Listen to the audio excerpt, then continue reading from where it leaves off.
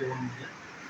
હવે ત્યાં તમને તો ખ્યાલ જ છે 765 કેવી બીજી વીજળીને એવા 80-85 જણાને નોટિસો આપી ખેડૂતોને કે ખેડૂતોની મરજી વિરુદ્ધ થાંભલા નો નાખવા, વિસ્તાર નો નાખવા. અને અગાઉ જે 765 કેવી બને આ લોકો હાઈકોર્ટની અંદર ગયા હતા. લાવો તો કાગળ એ છે અને હાઈકોર્ટનું જે આવ્યું ને એ તમને આપી દઉં કે ત્યાં કેસ ચાલુ હોવા છતાં આ લોકો હજી કામ ચાલુ જ છે.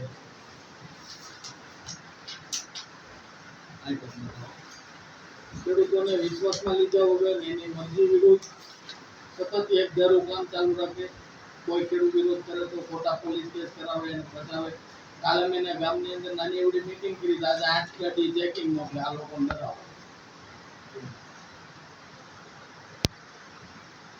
જમીન દેવી છે એ કરતા વધારે અંદાજ એવો કે કામ કરવાનું પગલે વધારે નહીં.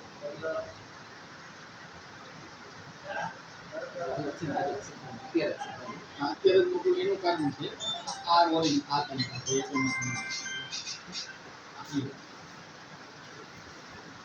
જે જગ્યા ફાળવી છે ને એની કરતા વધુ ઉપયોગ આ લોકો કર્યો છે. એનું ફેન્સિંગ ને એનું તાર ને એવું ચાલુ છે.